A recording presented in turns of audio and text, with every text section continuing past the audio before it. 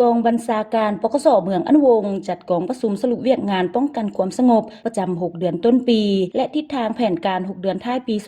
2025ในตอนเช้าของวันที่ 31 กรกฎาคม 2025 ที่ผ่านมา ที่สโมสรกองบัญชาการปกสแขวงไซสมบูรณ์ภายใต้การเป็นประธานของท่านพันโทภายทะลงบุตรจันแพงหัวหน้ากองบัญชาการปกสเมืองอันวงเป็นเกียรติเข้าร่วมของท่านพันโทกิ่งคำจันลาตีรองกองบัญชาการปกสแขวงไซสมบูรณ์เข้าร่วมมีคณะกองบัญชาการปกสเมืองบรรดาหัวหน้ารองหัวหน้าแผนกปกสกุมบาลตลอดฮอดนายและพลตำรวจภายในปกสเมืองอันวงเข้าร่วมในกองประชุมร้อยเอกนาส่งทรงปาวรองแผนกห้องการกองบัญชาการปกสเมืองอันวงขึ้นผ่านบทสรุปเวียกงานป้องกันความสงบประจำ6 เดือนต้นปีและทิศทางแผนการ6 เดือนท้ายปี 2025ซึ่งตลอดระยะผ่านมากองบัญชาการปกสเมืองอันวงได้สุ่มใส่จัดตั้งปฏิบัติเวียกงานรักษาความสงบทางด้านการเมืองโดยการเป็นเจ้าการสอกฮูกำแน่นสภาพการทางภายในภายนอกสมทบแน่นกับภาคส่วนที่เกี่ยวข้องจากปกสแขวงและบรรดาเมืองใกล้เคียงสร้างแผนการมาตรการสกัดกั้นและแก้ไขให้ทันกับสภาพการเพิ่มทวีเวียกงานป้องกันสกัดกั้นต้านกลุ่มคนบ่ดีที่หวังแทรกซึมเข้าในการจัดตั้งพรรคราษฎรเก็บกำสถิติคนต่างประเทศที่มาออกแห่งงานอยู่เมืองอันวงมีทั้งหมด371คนยิง24คนคนลาวแต่งดองกับคนต่างประเทศ12คู่เวียกงานปกปักรักษาความเป็นระเบียบเรียบร้อยทางด้านสังคมเอาใจใส่แก้ไขปรากฏการณ์ย่อท้อในสังคมแก้ไขคดีต่างๆมีความถูกต้องตามระเบียบกฎหมายและสอดคล้องกับหลักวิชาเฉพาะในระยะ6 เดือนผ่านมามีคดีเกิดขึ้นทั้งหมด19เรื่องมีผู้ถูกหา36คนยิง6คนลงมางเป้าหมายค้าขายและมั่วสุมยาเสพติดได้ทั้งหมด5รายมีผู้ถูกหา17คนยิง4คนยึดของกลางประเภทยาบ้าได้ทั้งหมด250เม็ดยาสูบไฟฟ้า4อันยาฟิน200กรัมและ3บาทปืนแก๊ป1กระบอกและลูกปืนอีกจำนวนหนึ่งโทรศัพท์4เครื่องเงินบาท 3,000 บาทเงินกีบ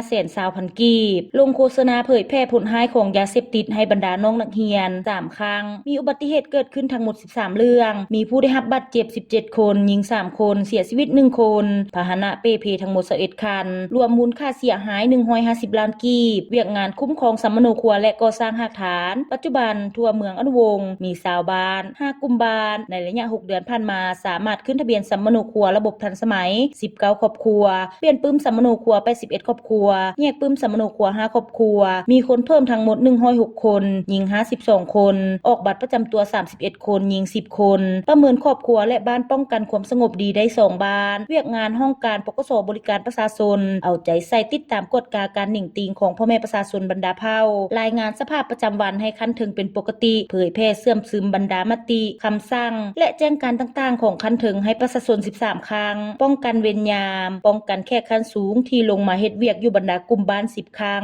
แก้ไขคดีความต่างๆ8ครั้งสร้างบทบันทึกป้องกันความสงบให้บรรดาห้างห้านทั้งหมด6ห้านบำรุงภาระบทบาทสิทธิหน้าที่ให้ปกสบ้าน2ครั้งลงติดเลขที่เฮือนให้พ่อแม่ประชาชนสำเร็จ19บ้านเวียกงานปรับปรุงและก่อสร้างพักพนักงานแต่งตั้งซับซ้อนนายและพลตำรวจไปประจำอยู่แต่ละจุดตามทิศชี้นำของคันเทิงเสนอย่องยอผลงานประจำปีส่งให้ห้องการเมืองปกสแขวงสำเร็จเสนอเลื่อนสั้นให้พนักงานครบผู้ที่ครบมาตรฐานเงื่อนไขการเลื่อนสั้นจำนวน14สหายยิง3สหายเวียกงานรับประกันด้านพลาธิการได้เอาใจใส่ติดตามกฎกาคุ้มครองรายรับรายจ่ายงบประมาณที่คันเทิงสนองให้ถูกต้องตามระเบียบหลักการอย่างเข้มงวดคนกลัวบรรดานิติกรรมเพื่อรับประกันให้แก้เวียกงานพลาธิการรอบด้านเป็นต้นเครื่องอุปโภคบริโภคการคุ้มครองอาวุธลูกกระสุนสุกงูการเก็บรายรับรวมศูนย์ผ่านประตูเดียวตามคำสั่งเลขที่418ของกระทรวงป้องกันความสงบวางออกจัดตั้งปฏิบัติเวียกงานเสนาธิการให้เข้าสู่ระบบและคุณภาพใหม่